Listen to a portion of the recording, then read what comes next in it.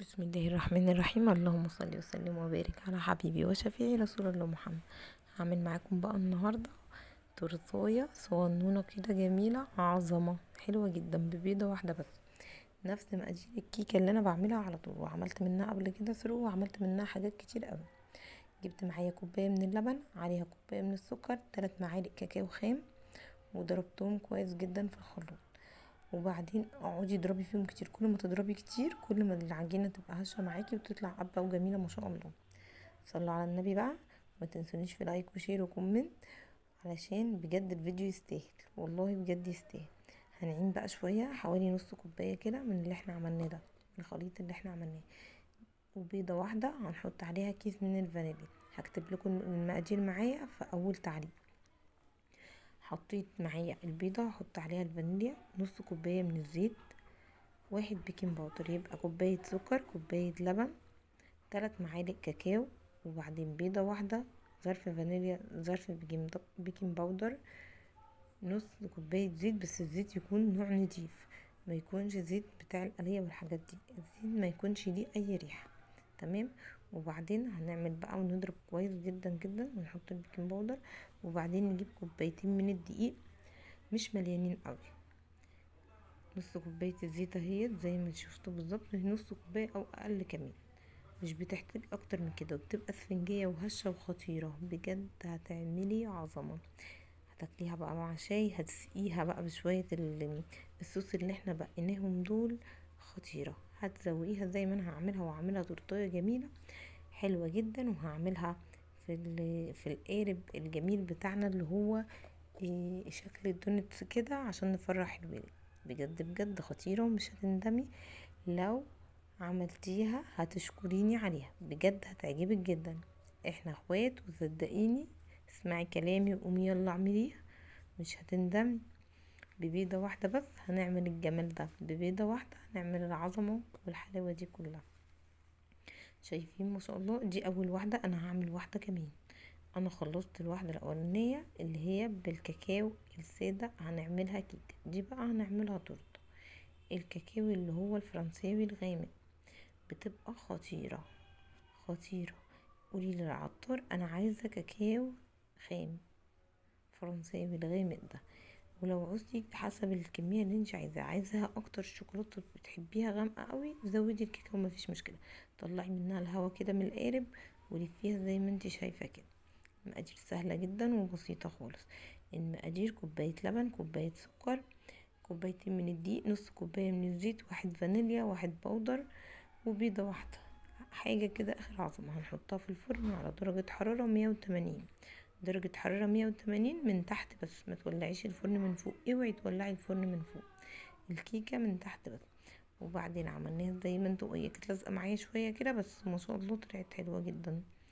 بعدين هنقطعها بقى سوا كده، لان احنا هنعملها تورتوية جميلة صغننة كده، وهستفيد بقى بفاكهة معايا جميلة جدا وفوائدها اليومين دول، يعني مش عايزة اقولك اوعي تعدي الموسم ده من غير ما تاكلي الفاكهة الجميلة دي وتأكليها لولادك كل يوم، لانها بجد مفيدة جدا جدا جدا. هنجيب بقى كريمة معانا ونحط طبقة كده بعد ما قسمنا القالب معانا اللي احنا عملناه 2، النص اللي تحت بقى زي ما هو كده هنجيبه ونحط فيه طبقة من الكريمة. حطيت بسيط جدا من المربى، وهحط تاني على فكرة. وبعدين حطيت موز، قطعته شرايح رقيقة كده، وحطي بقى حسب الكمية اللي انت عايزاها. بجد الموز بيوديها في حتة تانية. انا بحب احط في كل التورت اللي انا بعملها، التورت البيتي كده بتاعت امهاتنا بتاعت زمان، طعم الموز بيوديها في حتة تانية. حطيت شوية من المربى حسب الرغبة برضو، انا بحب المربى والموز والكريم على بعض بيدوا خليط تحفة ما شاء الله، بجد حاجة كده تحفة جميلة جدا، والمقادير خفيفة وقليلة وعلى قد ايدينا، وفي البيت هنعمل حاجة حلوة. حطيت كمان طعمتها بشوية من الرمان، اتقطعت معايا كده مفيش اي مشكلة، احنا هنكسيها بالكريمة مش هيبان كل ده.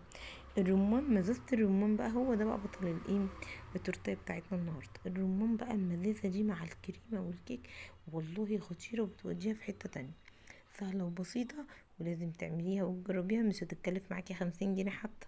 يلا حبيبتي قومي، لو عندك حبة دقيق كده حلوين وبضاية في التلاجة، هنعمل مع بعض احلى تورته الدونتس خطيره خطيره خطيره. رمانية بقى على صابع موز، اي حاجة عندك حطيه، عندك اللي عندك اعملي بيه. مش لازم عشان تعملي حاجة حلوة وتفرحي ولادك ان انت تشتري حاجات ومقادير ومش عارفة ايه، من اي حاجة من عندنا من البيت نعمل حاجة حلوة. لازم كده، لان الزمن ده بقى صعب جدا، ولازم نفكر على طول ان احنا ازاي نبسط ولادنا باقل التكاليف وباحسن حاجات على قد ايدينا. هنحط بقى الكمية، شفتوا بقى الخلطة بقى السرية بقى، انا قلت بقى لا، الحتة الفاضية دي مينفعش نسيبها فاضية، لازم نستغلها في اي حاجة بقى، نستغلها في اي حاجة. الرمان خطير بجد اليومين دول، اوعي ما تستغلهوش، خطير.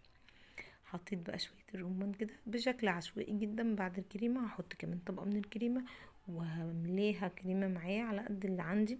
جبت بقى معايا كده كيس حلواني كان عندي، حطيت فيه شوية كريمة من اللي باقيين عليهم شوية من الكاكاو، وعملت لون كده، وحاجة بسيطة جدا. تورتة البيت الجميلة بتاعتنا، بتاعت امي وامك وخالاتنا، اللي كنا بنعملها دايما في العيد الميلاد بأقل التكاليف. جبت بقى شويه شوكولاته كده، كانوا عندي شوكليت شيبس كده ب10 جنيه من العطار، والله بيديكي شويه كتير حلوين كده ما شاء الله. ما تنسيش تجيبي وتفرحي ولادك وتعملي. حطيت برضو بطريقه عشوائيه وجميله جدا. وعلى فكره كان عندي عيد ميلاد وعملت لهم التورته الجميله دي وفرحتهم. شوفوا بقى التورته بره بقت بكام وبتتكلف قد ايه، طعم حكايه خطيره والله العظيم. ولادي بيقولوا لي الله يا ماما بقالنا كتير ما كناش تورته بالحلاوه دي. بره التورته بقت كلها كريمه ومسكره، وبصي، ومن اعلى اماكن ومن احلى اماكن ومن احلى حلوانيه، وبتلاقيها والله ملهاش طعم. شايفين بقى؟ قولي رايكم في الكومنتات، حلوه ولا وحشه، استاهل عليها دعم ولايك وكومنت حلو ولا لا؟ يا ريت ما تنسيش تدعميني وتكتبي لي كلمه حلوه ودعم حلو منك، علشان بجد الفيديو يستاهل. واللهم صل وسلم وبارك على حبيبي وشفيعي رسول الله محمد. صلي على الحبيب قلبك يطيب. ويا رب ما تنسينيش، ويا رب يكون عجبك الفيديو وتكون حاجة بسيطة على قد الايد وتقدروا تعملوها كلكم معايا، واكون بقدم لكم حاجة كويسة. شايفين؟ بمكونات من البيت وحاجات بسيطة جدا عملنا تورته، عملنا عظمة، عملنا حاجة جميلة، حاجة حلوة. يا رب تعجبكم وتكون تنال اعجاب حضراتكم. ما تنسينيش في لايك وشير، اختكم محتاجة دعم منكم. وشكرا ليكم كتير، وشكرا لل5 6 7 8 10 اللي بيدعموني. ربنا يكرمكم ويديكم خير الدنيا والاخره يا رب، وما يحرمش حد من اهله ولا حبايبه، ويجعلها ايام جميله عليكم وسعاده وهنا. انا بقى طبعا قطعتها ووريكم وهو الرمان بينزل. ايه الجمال ده، ايه الحلاوه دي يا خروبي، والله طعمها خطيره، جنان تحفه بجد، والله اللهم بارك خطيره.